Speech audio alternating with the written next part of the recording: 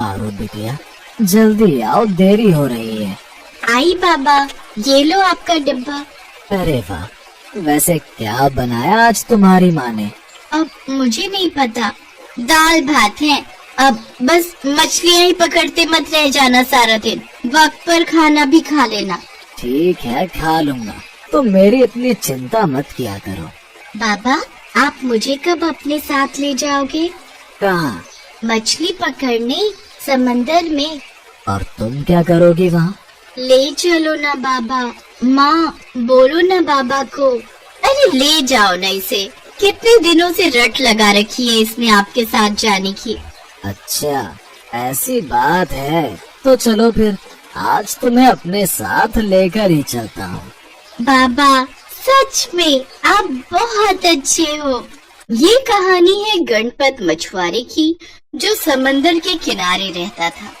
उसकी पत्नी रीमा और उसकी 7 साल की बेटी पारू भी उसके साथ ही रहते थे। गणपत समंदर से मछलियाँ पकड़ता और फिर उन्हें बेचकर अपने परिवार का पेट पालता था। उस दिन पारू की जिद पर गणपत उसे भी अपने साथ मछलियाँ पकड़ने ले गया। जैसे गणपत की नाव समंदर में आगे बढ़ी तो पारू खुशी से उछल पड़ी।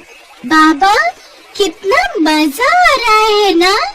ये समुंदर की लहरें कितनी बड़ी बड़ी होती हैं। रुको, अभी जब जाल फेंकेंगे ना, तब तुम्हें और मजा आएगा।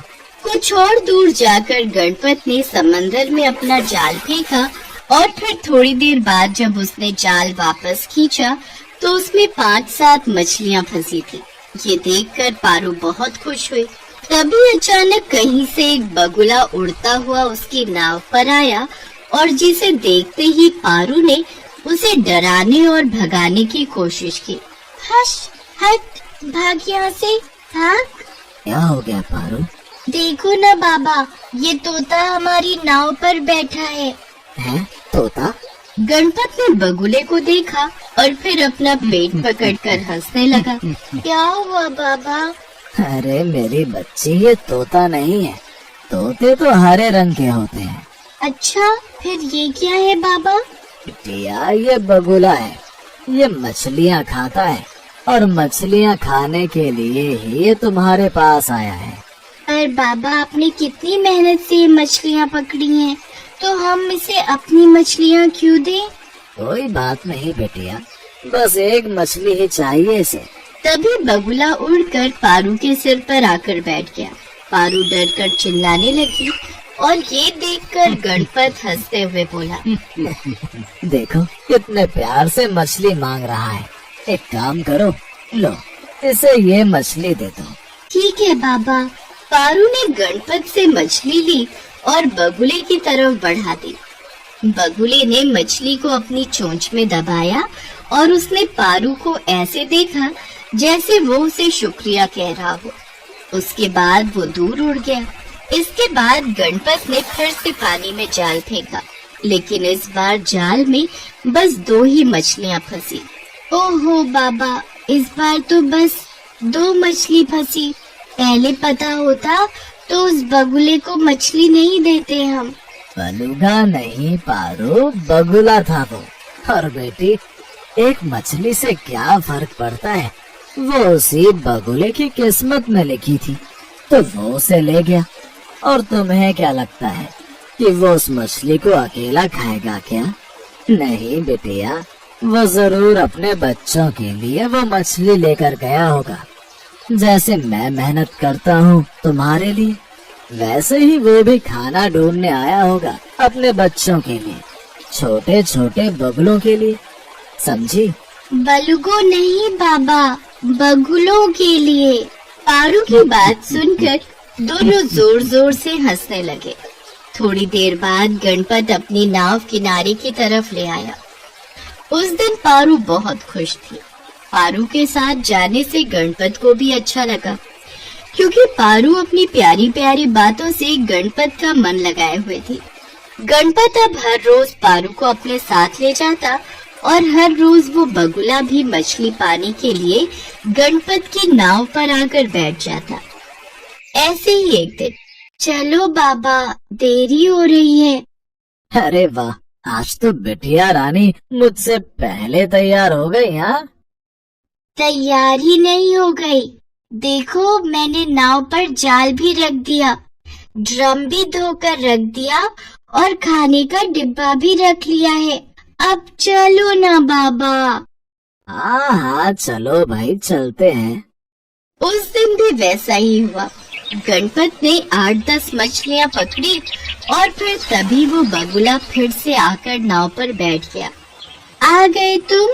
लो, मैं कब से ये मछली हाथ में पकड़कर बैठी थी। आज बहुत देर कर दी तुमने आने में। अरे तुम तो इस बगुले से बात करने लगी। पता नहीं ये तुम्हारी बातें समझता भी है या नहीं। समझता है बाबा, सब समझता है। हाँ, बिल्कुल मेरी समझदार बिटिया की तरह। बगुले ने पारू से मछली ली और उड़ गया। अगले दिन गणपत जब जाल लगा रहा था और पारू आसमान में बगुले को ढूंढ रही थी, तभी बगुला बहुत तेज रफ्तार से उड़ता हुआ वहां पहुंचा। अरे वाह, आ गया मेरा दोस्त। ये लो मछली, लो, ले लो इसे। पारू ने बगुले को मछली दी, पर उसने मछली ली नहीं, बल्कि वो पारू के कपड़े पकड़कर खींचने लगा। पारू को कुछ समझ में नहीं आ रहा था, क्योंकि बगुले ने पहले कभी मछली लेने से इनकार नहीं किया था। ये देखकर पारू ने तुरंत अपने बाबा को आवाज लगाई। बाबा, देखो ना, ये बगुला आज मछली नहीं ले रहा है। पर बगुले तो ऐसा नहीं करते। बस ये मेरे कपड़े खींच रहा है। देखो, देखो ना इसे।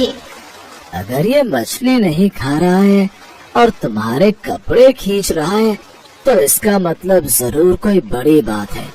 शायद ये हमें कहीं ले जाने की कोशिश कर रहा है। गणपत ने जैसे ही बगुले को हाथ में लिया, वो आसमान की तरफ उड़ गया। गणपत ने अपनी नाव से उसका पीछा करना शुरू कर दिया। थोड़ी देर बाद बगुला उसे एक किनारे पर लेकर गया।